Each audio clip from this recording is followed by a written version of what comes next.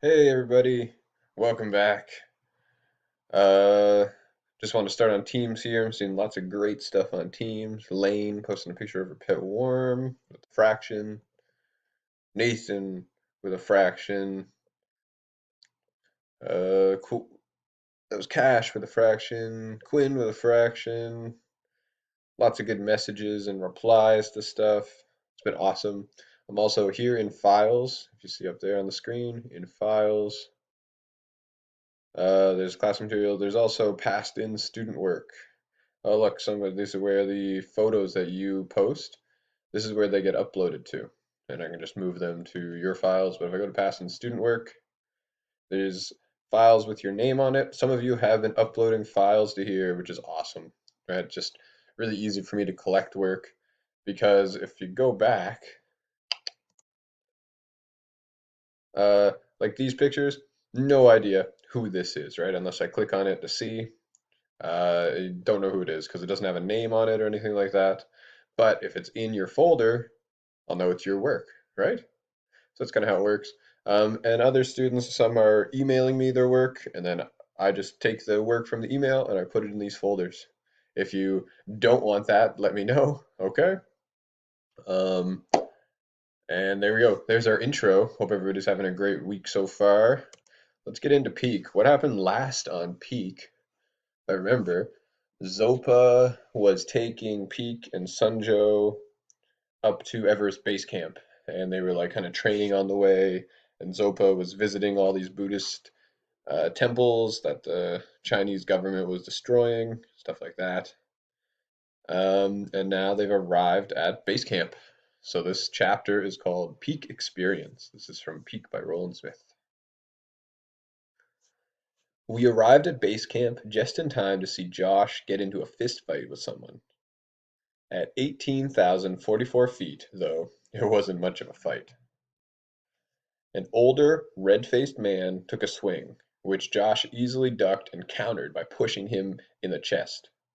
The man landed on his butt on the snow. After this, it was pretty much over except for the shouting. "I want a full refund!" the man shouted. "If you think I'm going to sit around base camp while you and the others climb to glory, you have another thing coming!" He was obviously one of Josh's clients, and not a very happy one.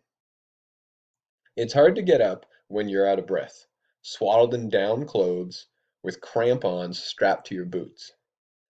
Josh offered his hand to help him, but the man slapped it away. "George, you're in no shape to go any further on this mountain," Josh said. "You heard what Dr. Krieger said. You have a bad heart, which you should have told me about before you signed up." "My heart's fine. The witch doctor of yours doesn't know what she's talking about." A pretty woman stepped up next to Josh. "You have a heart murmur, George," she said with a slight German accent. "Blocked arteries would be my guess. You need to get it looked at as soon as you get off the mountain." "Well, I'm getting off this stupid mountain today," George wheezed, getting to his feet.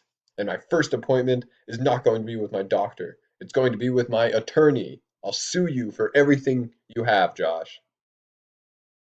"If you want to sue me for saving your life," Josh said, "go ahead."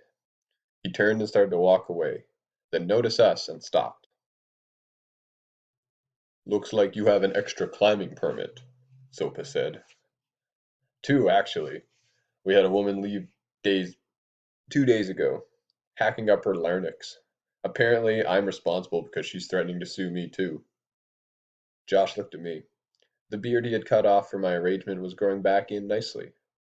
"So, how was it?" he asked. "It was good." He looked back at Zopa. "Can you make it up the mountain?" Zopa shrugged. Josh glanced over his truck, where Sunjo, Yogi, and Yash were standing. "Do you have room to take George back down?" Zopa nodded. "Those three are staying. That is, if you have work."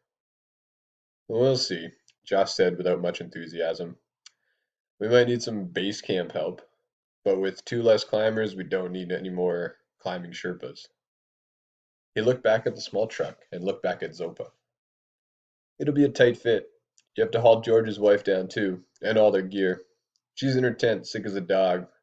You need to get them both to the hospital as soon as you get to Kathmandu. There will be enough room, Zopa said. I'm staying here too, at least for a few days. I'll talk to the driver. He'll get them to Kathmandu safely. Zopa started towards the truck, but didn't get very far. A jeep came roaring up and skidded to a stop, blocking his path.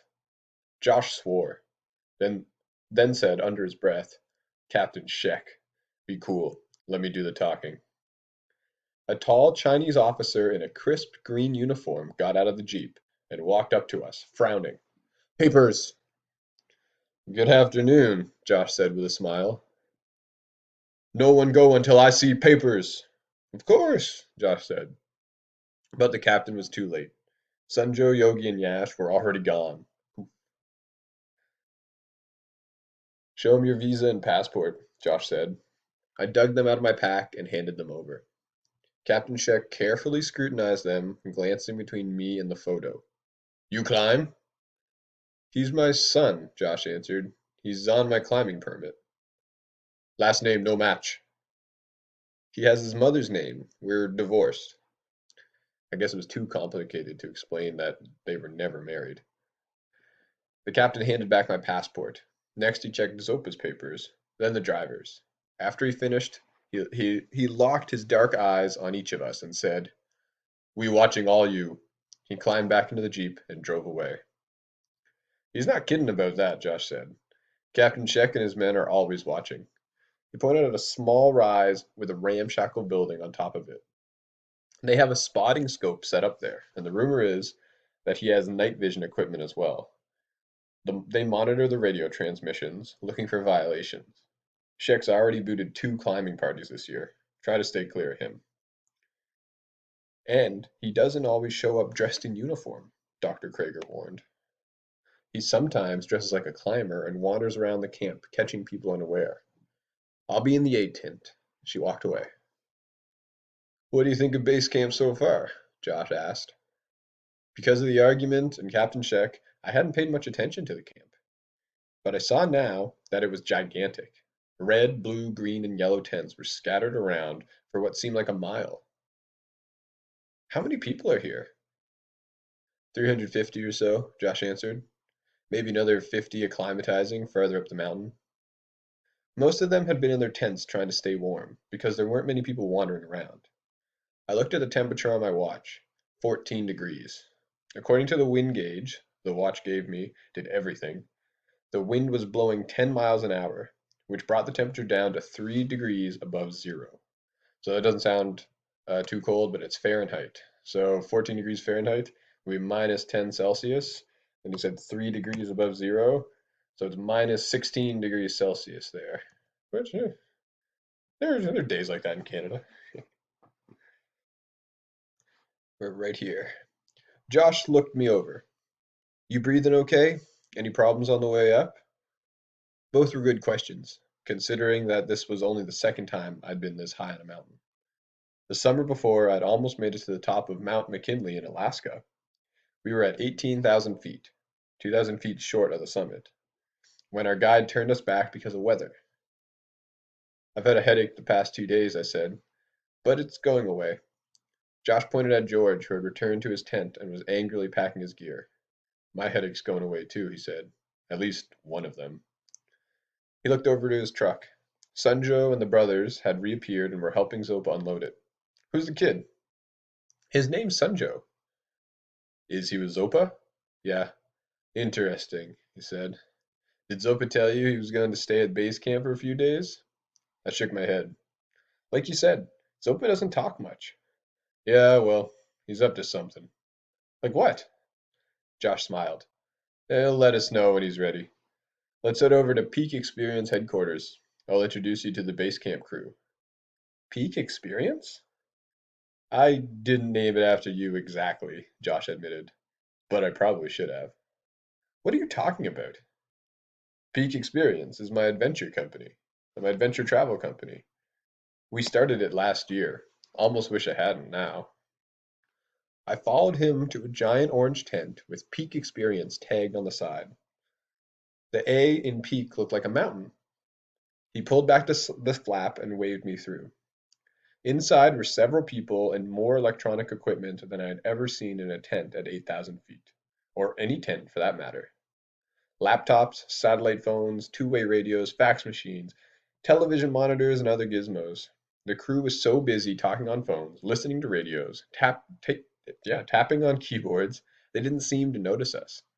None of them looked like climbers. "What is all this?" I asked. "This is what happens when you get old and start worrying about your future." He pointed to a pudgy guy talking on a satellite phone. "That guy over there is my business partner, Thaddeus Bowen. The rest of the people are support staff. There's another bunch of them back in the office in Chiang Mai, and some up on K2 and Annapurna." "You're running 3 expeditions at the same time?" He smiled. "Get this. Most of our clients are ranked amateurs. Some haven't been higher than 12,000 feet. Stupid, huh? But I'm not alone. There are at least 10 commercial operations like this at this base camp. Some of them are running 4 separate expeditions. Things have changed since your mom and I were living out of the back of that rusty old van at El Cap." When he said that he had clients, I assumed he meant experienced climbers. Nothing like this. "People," Josh said. "This is my son, Peak." I felt a flush of pride. Some of them nodded, some smiled, though none of them fully stopped what they were doing. Thaddeus walked over, covering the mouthpiece of his satellite phone. "How'd George take the news?" "He took a punch at me," Josh said. "Says he's going to sue." Thaddeus rolled his eyes. "Great. I'll call our attorney and tell him to get ready." He walked away, resuming his phone conversation. A woman came over and handed Josh a sheet of paper. The film crew should be here later this afternoon, and I finally tracked down the whereabouts of Holly Angelo. That name sounded familiar to me, but I couldn't remember where I'd heard it. "Where is she?" Josh asked. "She's with the film crew," the woman answered. "Apparently she came in on the same flight. The film crew is threatening to murder her. She brought along her own personal chef and massage therapist, and so much gear they had to rent a second truck." "I told her she couldn't bring anybody," Josh said, "and to travel light." "She didn't listen," the woman said. "She's also found out that you have an opening on your climbing permit. She wants to go to the top." Josh swore. "How'd she find out about that?" "Word travels fast at high altitudes." "She's here to cover Peak, not herself." "What do you mean?" I asked. "I'll tell you about it later," Josh said distractedly. "Can you reach her on the sat phone?" "If she's not in the middle of a massage," the woman answered, then started punching in numbers. Josh turned to me. "I need to take care of this. There's a spot for your tent next to mine, the blue one out back. Why don't you go out and get set up?" Sanjo helped me haul my gear and set up the tent. When we finished, we took a little tour. Now, you might be thinking that base camp on Everest would be one of the most pristine places on Earth. The truth is that you have to watch where you step. And here's a tip. Avoid digging up yellow snow to melt for your drinking water. At 10 degrees below zero, no one strays far from his tent to take care of business. Everest Base Camp is a frozen outhouse garbage dump with decades of crap, discarded food containers, and busted gear. I had read that some of the climbers and Sherpas were trying to clean it up, but by the looks of the camp, they hadn't made much of a dent. Sardine cans, chip bags, cartons, toilet paper, and other trash blew around the tents like tumbleweeds. Climbers from all over the world were here. Japan, Bolivia, Mexico, Italy, Canada, Luxembourg. There were women teams, military teams. There was even a team made up exclusively of people over 50. They had a placard outside their camp that read, "The geriatric team. Beware of grumpy old climbers." I'm gonna pause here. Our video's almost finished. Some pictures of Everest Base Camp, and yeah, they're right. Over the last couple of years, it's gotten worse since this book was read. Everest Base Camp has just gotten full of garbage. All of Mount Everest has gotten just full of garbage, right? People using the bathroom there, and it doesn't go away, it just freezes. Gross. And just all kinds of, yeah, food garbage. It's a shame. But people are trying to fix it, so we'll figure it out. All right, that's the end of part one of this. We will continue chapter 12 and 13, I believe, in part two. See you then.